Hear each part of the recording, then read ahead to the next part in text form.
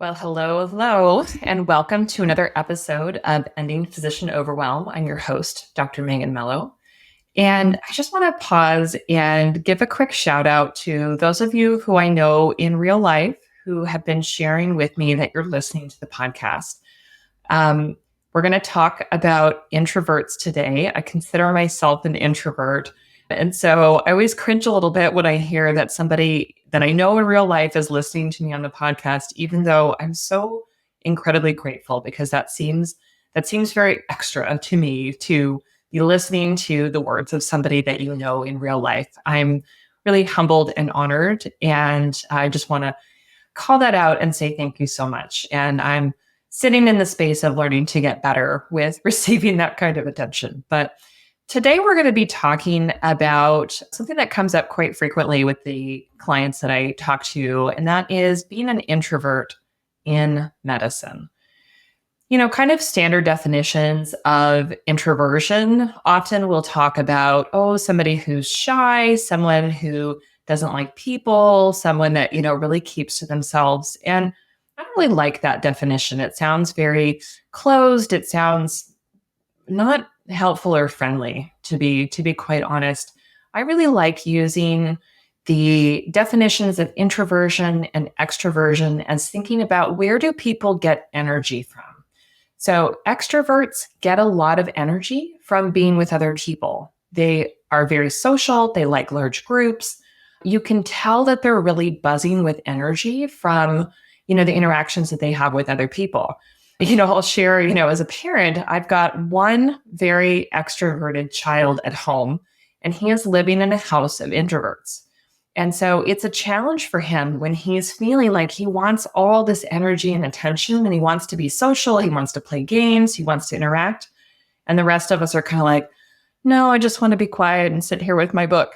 So that's what I think of as an extrovert. And conversely, an introvert is someone who gets more drained by being with other people and needs some quiet or some self time to really recharge their batteries, right? So they may do great one on one or in very small groups, right? It's not that they hate being with other people necessarily. They might do amazing one on one with patients in an exam room, right? They're really good at connecting with people, but they need time on their own to really recharge their batteries. And so there's a challenge when we are doing medical care because necessarily we are working with people. In my world in outpatient medicine, right, I am often sitting one-on-one with a patient multiple times a day, right? It depends on how many people I'm seeing that day. It depends on whether I've got a lot of long visits or short visits, right? The actual number of people. I find for myself that by the end of that day, even when I've had a great day, even when I've made a lot of great connections and we've really, helped somebody and nothing has gone wrong, there's no emergencies, right? Nothing is on fire. I'm still pretty drained by the end of that. And I really want quiet time. And I know that for a lot of the people that I talk to, that is their experience as well. But what happens at the end of our clinical day? It's time to go home and be with the other humans in our lives, right? So many of us, we might have children, partners, people that we live with. We walk through the door and suddenly their energy is coming towards us, right? They are wanting us. And if you consider yourself introverted, you're already drained from having been around people all day. And then you're going home into that environment, right? That's a challenge, right? That's another reason why we sometimes feel like I'm not able to give all my love and attention to my family or the people in my life because I'm so drained from taking care of other humans all day. So we're going to talk about that, and we're going to talk about some ways to navigate that. But if you are this way, you know who I'm talking to, right? You know that you are this way. And it's not that uncommon. Again, introverts are often great one-on-one with people. They really feel that, right? They really can connect well with people, which is why we make great physicians. But the culture of medicine, the necessary lots of patients lined up of medicine can really make it difficult for us. So the first thing that I really want to dive into is that we need to let go of the judgment. Many people, who I talk to who identify themselves as introverts, who really, notice that they feel drained at the end of the day after seeing all their patients. Again, even on a good day, even when things have gone well, they're really feeling like their batteries are low. Many of them will be judging themselves because they may have gotten the impression that they're not doing enough or that they should be, more happy and more energized when they go home. They've gotten the impression that, they should be seeing patients, all day, every day, right? There's a lot of pressure around working full time versus working part time, regardless of your setting. And for many introverts, that's just too much people time, right? That's just too many visits with people. It's too much time, spent in those active relationships, right? Because, when we are providing medical care for people, a lot of that time is active, right? A lot of that is face to face with the patient. Now, not always. And there are some careers within medicine that very little face to face time, or maybe none. My husband is in lab medicine. He never sees patients ever, ever, ever, ever. But he sees lab tests, right? He sees results. He has to interact with other providers, right? It's great for an introvert to do that, although he still feels flustered, right, when he gets called by somebody. But that's a story for a different time. But what I'm saying here is that we have often been led to believe that there is a problem with our introversion, a problem if we are someone who needs more time and space, who needs to decrease the number of patients they see, whether that's cutting FTE, limiting your work in some way. We need to let go of that judgment. If you are introverted, you didn't pick it, you didn't choose it, right? It is part of your wiring, it is part of your innate self. Do we think that's wrong? No, it can be a super strength, right? Again, it can lead to really powerful, helpful, therapeutic connections with people. But if you're sitting there judging yourself, thinking that you're wrong, thinking that, I should be able to see patients for 40 hours every week, seeing patients every 15, 20 minutes, all throughout the day, and then I should totally feel fine. If you're not wired for that, then you're not wired for that. And let's stop judging. If somebody has neurodiversity, if somebody has, I don't know, they have brown hair, are we blaming them for being that way? No, we're not. We need to let go of that judgment. So if you find yourself shoulding on yourself and telling yourself you should be able to work more, or you should be happy doing this, even though you're so drained, I want you to let go of that judgment. I want you to see it for what it is. I want you to see it that our healthcare system would love for us to be able to work like robots and be able to see as many patients as is physically possible, ignoring the very real emotional toll that it takes in taking care of other humans, right? Let go of the judgment. That is all coming from the outside. It's all messaging that you've learned that somehow you're wrong or deficient or broken if you need to have some rest. It's not true. Let it go.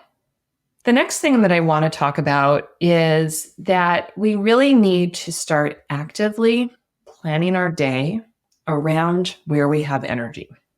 Now, this is not always something that is a quick and easy fix, right? If you are working as an employed physician, if you don't have the flexibility to be able to know, that you can shift your schedule around or you can work less, it's going to take some work. It's going to take some setup to do this. But I want you to think for yourself, even if you're sticking with your current schedule, with it the way that it is, what do you need to do in order to give yourself some space, in order to give yourself some quiet time, in order to be able to do a mini battery recharge when you need to, so that you can go on with the rest of your day? So for example, you might develop a small practice that you can do during your drive home, or, even sitting in your car in the parking lot, so that before you walk in the door and you encounter the other humans that you're going to be with at home, you have done something for yourself to recharge your batteries. You have done something to separate from all the energy drain that has gone on during your day from being with other people. Okay, what are you going to do now to take care of yourself so that you can be present with the people that you love And leaving some time, hopefully at the end, right, when they're all asleep, right, or whatever that looks like, so that you can take care of yourself. How do you need to organize things? Ideally, I would love for everybody to be able to make adjustments to their schedule. And again, that may or may not be possible depending on what kind of work you do.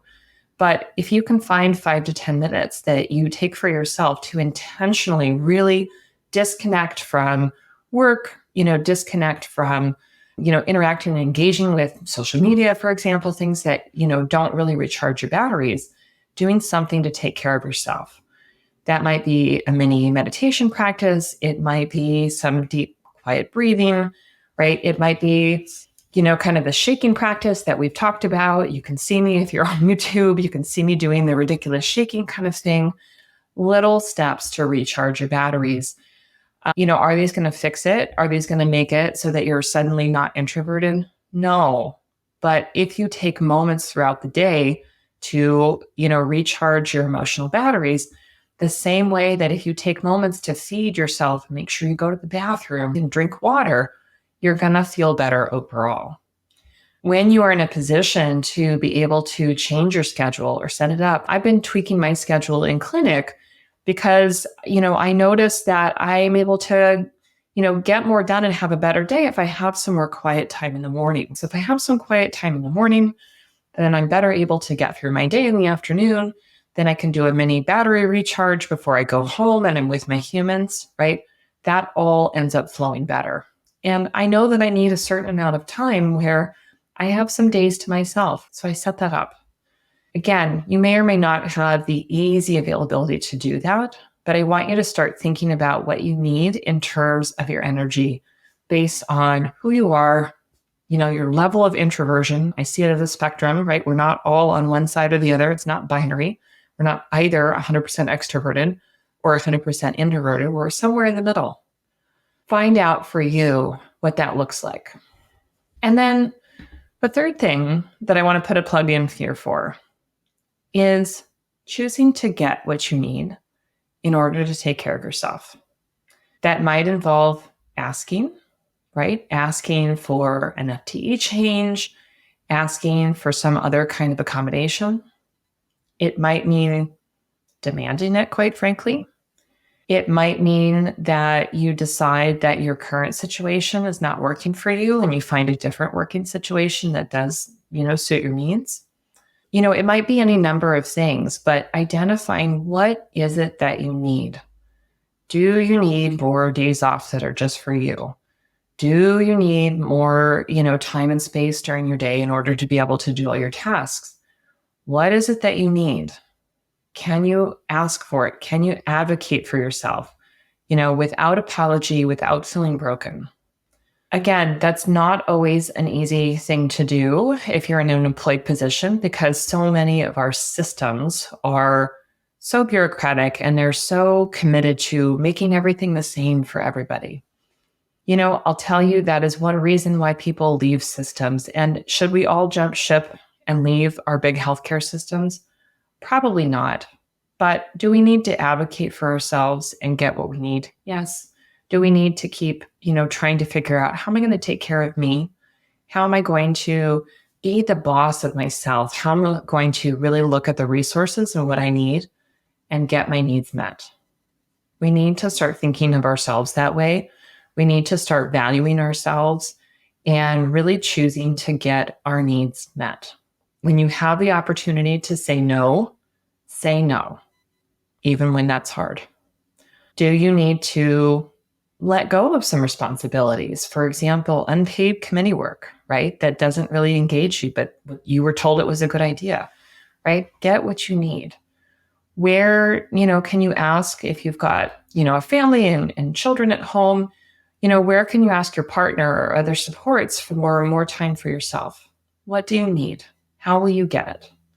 So many times we are afraid to ask for what we need and we create a lot of drama around it, right? We think, oh, they'll never say yes. Oh, I just, I can't be away from my kids more. I'm already away from them at work. If you need more time to recharge your batteries so that you can be the best version of yourself for your kids, even if you're spending less time with them, then do that, because what you need is important. And you showing up as the best version of yourself, showing up as the version of yourself that is rested and has gotten your need met, is going to be the better parent, the better friend, the better partner, the better daughter, the better son, right? You're going to be your best version of yourself when you're getting your needs met. We've been taught for such a long time that we needed to push our needs aside. And it, again, creates this situation where we start thinking, maybe I shouldn't have needs. Maybe I'm wrong for having needs. We can't live our lives that way. So if you're struggling with this, if you identify as an introvert and you're not getting the time and space that you need to recharge your batteries, I want you to see that as a legitimate need and to work on creating a plan, making asks, saying no, cutting back, getting some time for yourself, doing what you need to do to take great care of yourself so that you can show up as the best version of yourself. You will feel better. You will function better. Everything will be better. Will it be rosy and rainbows and unicorns all the time? No, of course not. That's no one's life. That's no one's life. But you will better navigate the stresses, the challenges, the ups and downs. You'll be more present and aware of the joys, the things that we can feel grateful for. You will be a better version of yourself when you're getting your needs met. So think about what it is that you do need in terms of your introversion, extroversion energy. And of course, your basic needs, right? Your sleep, your nutrition, all of those things, the way that you move your body, all of those things are important too. But really putting this energy part, right? This introversion, extroversion into your, Maslow's hierarchy of basic needs, right? We need safety, we need rest, we need to take care of those human needs. Our ability to interact with other humans, the degree to which we spend energy to be with other humans or get energy to be with other humans needs to go into that equation. So to wrap it up, if you consider yourself an introvert and what you need is more time to yourself, more time to recharge your batteries, more quiet time, I want you to really think, it's not wrong of me to need that I'm going to figure out how to plan my day and my week so that I can get some of that. I'm going to ask for what I need. I'm not going to apologize. I'm going to have to say no to some things. I'm, going to have to cut back on, maybe some of the work that I'm doing, maybe some of the social outings so that I can get my needs met. And that's not wrong.